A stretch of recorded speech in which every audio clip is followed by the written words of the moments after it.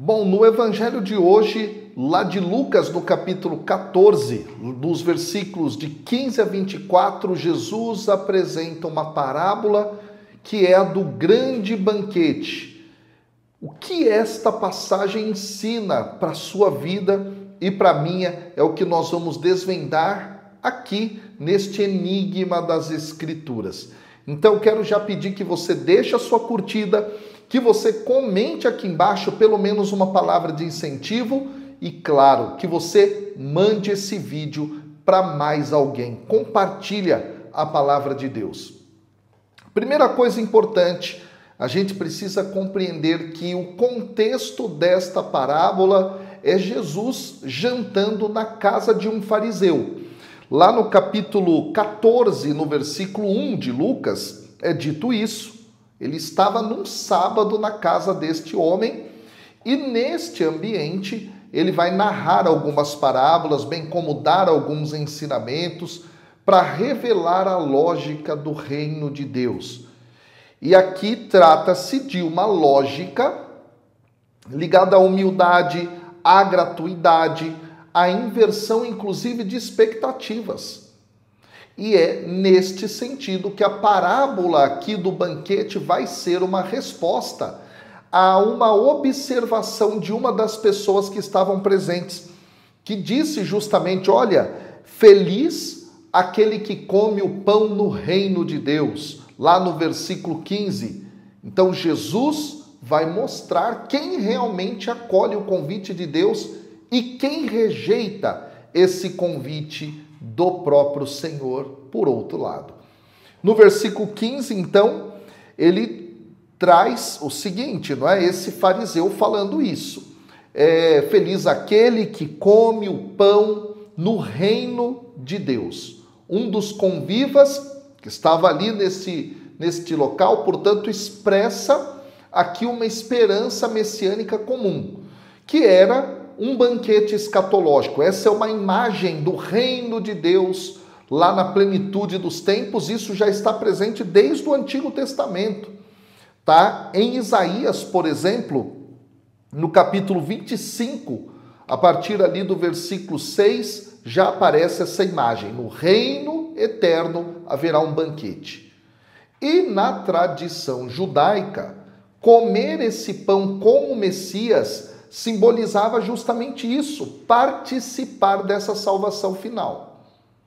Jesus acolhe a frase, mas faz uma transformação para torná-la uma advertência. No versículo 16 vai aparecer, portanto, isso. Nem todos os que esperam o reino vão acolher o reino quando ele chegar. Olha que coisa forte aqui. E aí, neste sentido, não é? Jesus vai mostrar um homem que deu um grande banquete, uma grande ceia e convidou várias pessoas. Esse grande banquete vai representar o reino de Deus, que vai ser preparado para todo mundo, oferecido para todo mundo, e o homem dessa parábola é a imagem de Deus. É o Pai que chama, que convida. E esse convite inicial corresponde, dentro da teologia bíblica, a um convite que é a aliança que Deus faz com o povo de Israel, que é o povo eleito. Já aparece também aqui essa abundância desse banquete, e isso vai refletir, inclusive, o tema da generosidade divina, tema este que já estava presente em alguns textos do Antigo Testamento. Citei Isaías, aqui volto a citá-lo, capítulo 55, versículos de 1 a 3. Aí na continuidade, no versículo 17, Jesus continua dizendo, não é? Na hora do banquete, mandou seu empregado dizer aos convidados, vinde, pois tudo está preparado, tudo está pronto. Esse empregado, esse servo, simboliza Jesus. E depois dele, os apóstolos, os missionários, que anunciam o evangelho. E ele faz então aqui este servo um convite final. Tudo está pronto, tudo está preparado. E, portanto, ele mostra que o reino chegou na pessoa de Jesus, o Cristo de Deus. E a promessa não é uma promessa distante, mas é uma realidade presente. Chegou, está aí. Todos podem fazer parte desta ceia, desse banquete. Aí vem os versículos 18 até o 19, onde Jesus continua a parábola dizendo que todos, um a um, começaram a dar desculpas. E aí é interessante, porque serão enumeradas aqui 3 formas de desculpa. Uma, a do campo, outra dos bois, outra do casamento. E estas desculpas representam preocupações mundanas, preocupações do cotidiano da vida, que muitas vezes afastam a pessoa do reino de Deus. E aí é interessante, porque nenhuma dessas justificativas é pecaminosa em si. Percebe? Esse é o ponto. Mas todas elas revelam um coração que está fechado, por outro lado, que prefere o próprio interesse em detrimento do convite de Deus. O campo, por exemplo, vai simbolizar dentro desta passagem as riquezas, as posses. Depois, os bois vão sinalizar justamente o trabalho, os negócios. O casamento, por exemplo, vai simbolizar os afetos, os vínculos familiares. E Jesus mostra que mesmo esses dons, que são legítimos, podem se tornar muitas vezes obstáculos para ocupar o lugar de Deus. Que coisa profunda! Vem o versículo 21. Então, o dono, não é, da casa fica muito zangado, diz ao empregado: olha, sai depressa, vai pelas praças, vai pelas ruas da cidade, traz para cá os pobres, traz para cá os aleijados, traz para cá os cegos, traz para cá os coxos. Aqui aparece o tema da ira de Deus, que é essa indignação justa diante da recusa que é feita. Esse é o ponto. E nesse sentido, os convidados originais, no caso mais especialmente aqui Israel, não é? Ligado especialmente aqui à elite religiosa, estas pessoas rejeitam o convite. Então o Senhor vai fazer o quê? Se houve rejeição da parte dos que estavam na elite do povo, ele vai abrir a porta para aqueles que eram considerados os excluídos, os pobres, os coxos, os cegos, essas figuras que são recorrentes dentro do Evangelho de Lucas, diga-se de passagem, que vão simbolizar os marginalizados, mas são eles, esses pobres, que acolhem o reino de Deus.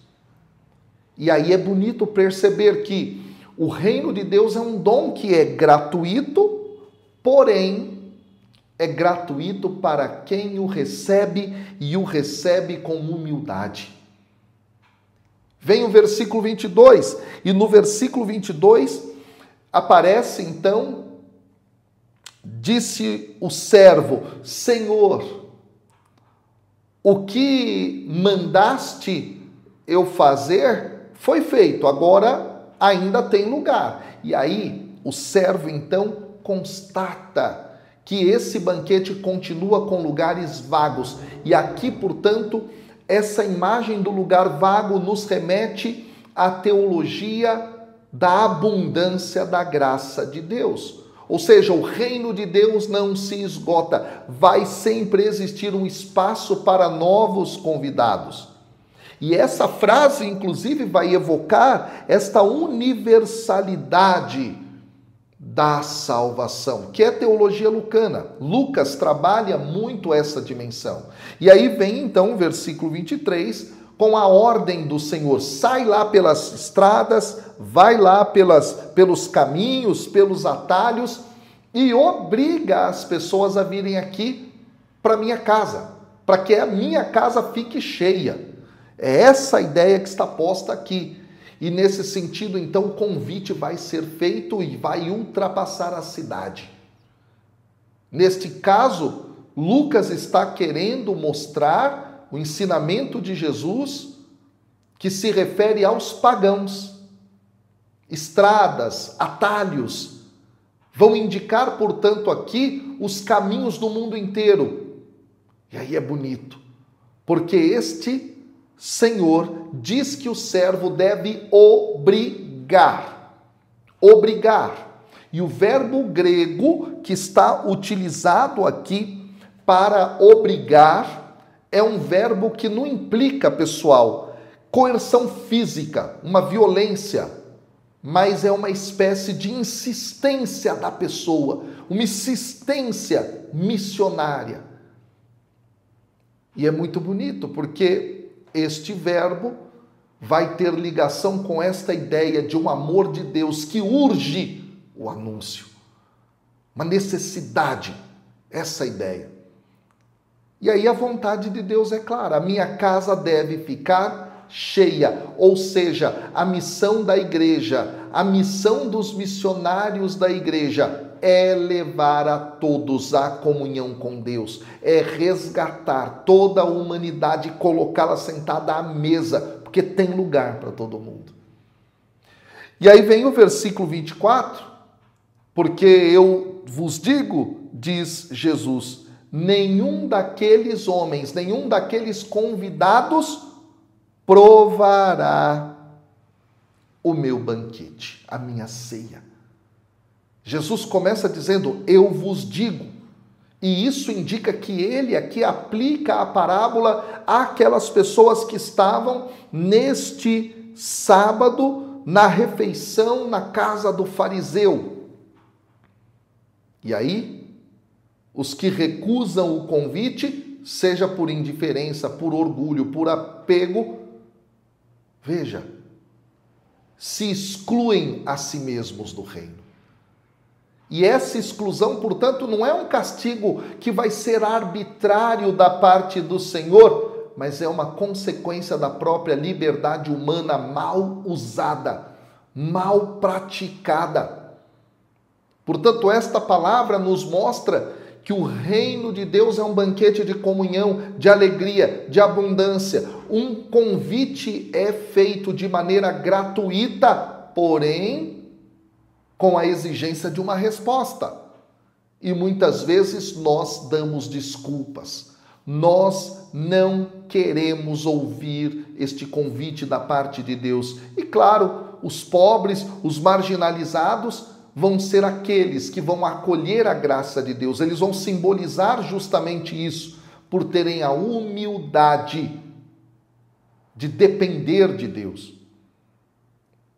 A nossa missão cristã diante disso, como servo, é sair pelas estradas, é sair pelas ruas, é sair pelo mundo, a fim de que a casa do Senhor esteja cheia, que pessoas possam se sentar à mesa com Ele. E aí 2 movimentos. Número 1, o primeiro é, no lugar de quem você se coloca nessa parábola? Dos fariseus que não aceitam o convite para se sentar à mesa do Senhor, ter comunhão com Ele.